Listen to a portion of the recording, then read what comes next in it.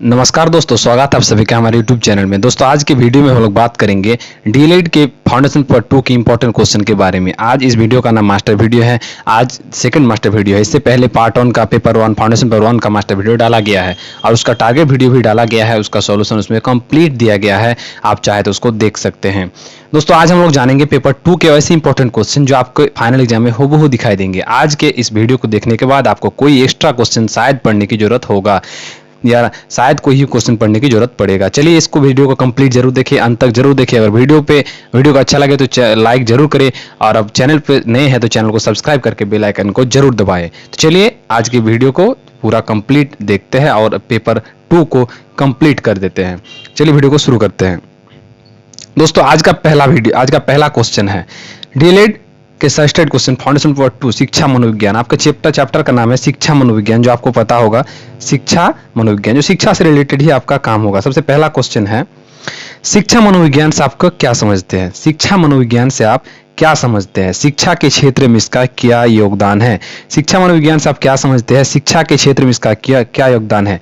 शिक्षा इसके प्रकृति, क्षेत्र तथा कार्य की व्याख्या करें। प्रकृति, क्षेत्र तथा कार्य की व्याख्या करें। दोस्तों बताना चाहूंगा कि शिक्षा से रिलेटेड, शिक्षा मनोविज्ञान से रिलेटेड कोई भी क्वेश्चन आए जो फर्स्ट क्वेश्चन में रहेगा, आपको सेम उसका आंसर लिखना है और उसका आंसर आपको चाहे तो बना के भी लिख सकते हैं या फिर अगर आपके पास नोट है तो आप अपने नोट्स में भी इसका आंसर देख सकते हैं।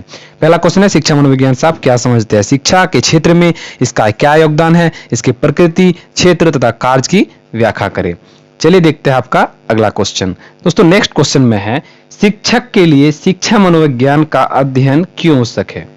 शिक्षक के लिए शिक्षा मनोविज्ञान का अध्ययन क्यों आवश्यक है? अथवा इसको और टाइप में पूछा जा सकता है कि शिक्षा मनोविज्ञान शिक्षक के लिए किस प्रकार सहायक है? शिक्षा मनोविज्ञान शिक्षक के लिए किस प्रकार सहायक है, वर्णन करें।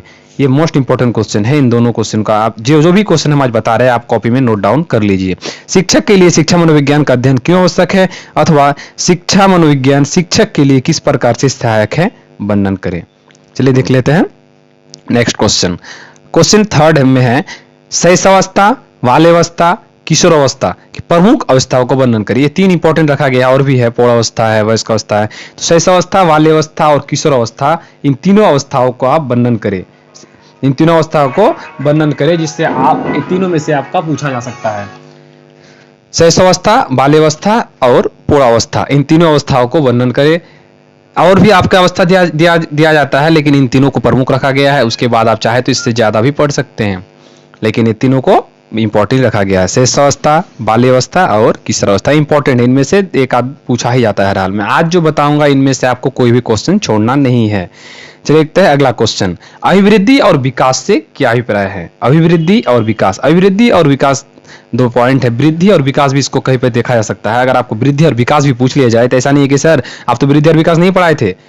अभिवृद्धि और वृद्धि सेम चीज है। अभिवृद्धि और विकास से क्या अभिप्राय है, विकास में अंतर स्पष्ट करें। इसको आप लोग जरूर देख लीजिएगा। ये बहुत VVI क्वेश्चन है। आज जो मैं बताऊंगा VVI क्वेश्चन, आपको एक भी मिस नहीं करना है।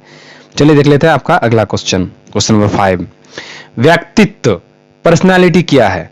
पर्सनैलिटी क्या है? व्यक्तित्व को प्रभावित करने वाले कारकों का वर्णन करें। व्यक्तित्व क्या है? व्यक्तित्व को प्रभावित करने वाले कारकों का वर्णन करें। व्यक्तित्व को प्रभावित करने वाले कारकों का वर्णन करें।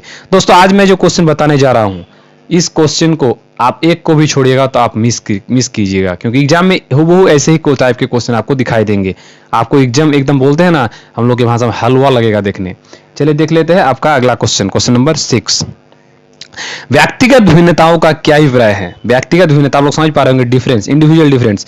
व्यक्तिगत विभिन्नताओं का क्या अभिप्राय है? व्यक्तिगत भिन्नताओं के कारणों का वर्णन कीजिए। व्यक्तिगत विभिन्नताओं के कारणों का वर्णन कीजिए। इंडिविजुअल डिफरेंस से क्या समझते हैं आप? व्यक्तिगत भिन्नताओं का क्या अभिप्राय है? व्यक्तिगत भिन्नताओं के कारणों का वर्णन कीजिए। देखिए क्वेश्चन नंबर 7, थर्नडाइक के सीखने का नियम बताइए। थर्नडाइक के सीखने का नियम बताइए और उदाहरण देकर स्पष्ट करें। ऐसे भी थर्नडाइक का अगर नाम ना आए क्वेश्चन में, सिर्फ सीखने का नियम बताइए, सीखने का नियम बताइए अगर पूछा जाए तो भी आप इसी का आंसर थर्नडाइक वाला ही लिखिएगा। सीखने का नियम बताइए, या फिर लिखा रहेगा थर्नडाइक के सीखने का नियम बताइए, या फिर मतलब अगर सिर्फ बताए कि सीखने के नियम का बताइए, प्रभाव का नियम, ये 3 इसका नियम होता है। प्रभाव का नियम, तत्परता का नियम, अभ्यास का नियम, ये सब उसी थर्नडाइक का ही नियम होता है। आप लोग उसको आराम से लिख सकते हैं। ये इंपॉर्टेंट क्वेश्चन है आपका। चलिए देख लेते हैं आगे। दोस्तों आदत का क्या अर्थ है? आदत का क्या अर्थ है इसे परिभाषित करें। दोस्तों आप लोग पता भी होगा आदत जो चीज को हर बार हम लोग करने में हर चीज को जो चीज को हम लोग हर बार करते रहते हैं उसको आदत कहते हैं, जो चीज हम लोग का आदत हो जाता है अभ्यास भी कहते हैं। तो आदत का क्या अर्थ है इसे परिभाषित करें। आदत स्मृति से आप क्या समझते हैं। आदत या स्मृति जो याद होता है, याद किसी चीज को याद रखना, आदत या स्मृति से आप क्या समझते हैं। ये मोस्ट इंपॉर्टेंट क्वेश्चन है, आप लोग इसको एकदम नोट डाउन में रखिए। आदत का क्या अर्थ है इसे परिभाषित करें। आदत स्मृति से आप क्या समझते हैं। आदत और स्मृति से आप क्या समझते हैं, इसको आप लोग VVI लगा लीजिए।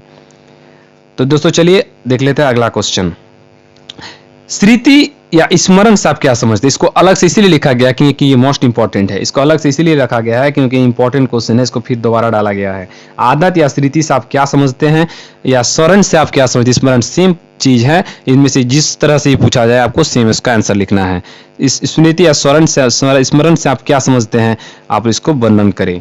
चलिए देख लेते हैं क्वेश्चन नंबर 10। क्वेश्चन नंबर 10 को आप लोग घबराइएगा मत, एक ही क्वेश्चन है, इस टाइप से पूछा गया है। अधिगम से आप क्या समझते हैं। अधिगम से आप क्या समझते हैं, मानव जीवन में इसका महत्व बताइए। पहला पॉइंट इस तरह से पूछा जाता है कि अधिगम से आप क्या समझते हैं, मानव जीवन में इसका महत्व बताइए। दूसरी तरह से पूछा जा सकता है अधिगम का क्या अभिप्राय है, अधिगम के सामान्य सिद्धांतों पर प्रकाश डाले। वही क्वेश्चन है।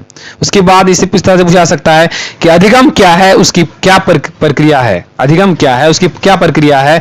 अधिगम और परिपक्वता में क्या अंतर है। अधिगम और परिपक्वता में क्या अंतर है। उसी का और एक से पूछा जा सकता है कि अधिगम क्या है, उसकी परिभाषा दीजिए।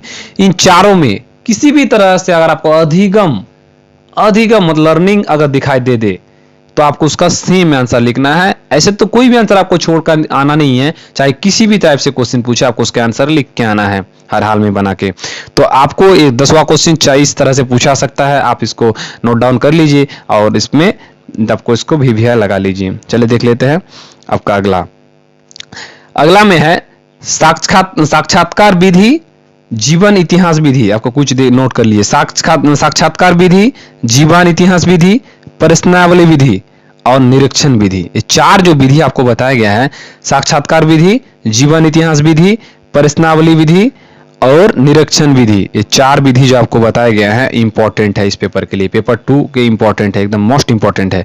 दोस्तों मैं आपको और एक बात बताना चाहूंगा कि पेपर 1 और पेपर 2 में कभी कभी क्वेश्चन का कंपोजिशन उलट पुलट रहता है। पेपर 1 का जब प्रयोजनवाद प्रकृतिवाद वाला क्वेश्चन है, पेपर 2 में भी कभी कभी पूछा जाता है और कभी कभी पेपर 2 का कोई क्वेश्चन पेपर 1 में ही पूछ लिया जाता है क्योंकि इसके सिलेबस थोड़ा मैचिंग टाइप का है। तो आप लोग उसको घबराइएगा मत। अगर पेपर 1 का क्वेश्चन पेपर 2 में ही पूछा जाए तो आप लोग उसको तो याद रखिएगा कि ये सेम दिन दोनों को एग्जाम होने वाला है, सेम डे। तो आपको उतना घबराना नहीं है, कभी कभी उसको एक आध क्वेश्चन उलट पुलट पूछ लिया जाता है। चलिए देख लेते हैं हम लोग आगे। और आखिरी क्वेश्चन है समायोजन से आप क्या समझते हैं। समायोजन से आप क्या समझते हैं। समायोजन के अध्ययन का शैक्षिक महत्व क्या है। समायोजन, ये इंपॉर्टेंट क्वेश्चन है। समायोजन से आप क्या समझते हैं, समायोजन के अध्ययन का शैक्षिक महत्व क्या है। समायोजन से आप क्या समझते हैं, समायोजन के अध्ययन का शैक्षिक महत्व क्या है। ये भी आपका VVI इंपॉर्टेंट क्वेश्चन है, आप लोग इसको ध्यान में जरूर रखिए। और आज मैंने जितने भी क्वेश्चन बताया इसको कॉपी में नोट डाउन करके एक स्टिकर में चिपका दीजिए कि इन क्वेश्चन को हमको पढ़ के जाना ही है। तो दोस्तों आज के लिए इतना ही। अगर आप इस चैनल पे नए हैं तो चैनल को सब्सक्राइब जरूर करें। मैं सब्सक्राइब आपका इसलिए करने को कह रहा हूं क्योंकि आने वाले नोटिफिकेशन आपको सबसे पहले पहुंचे और आप कोई वीडियो मिस ना करें। तो उम्मीद करता हूं कि आपको क्वेश्चन समझ में आए होंगे। इसका टारगेट वीडियो रात को डाला जाएगा या फिर किसी टाइम में आपको डाल दिया जाएगा, आप लोग उस पर जरूर बने रहिएगा। तो चलिए फिर मिलते हैं नेक्स्ट वीडियो, तब तक के लिए धन्यवाद।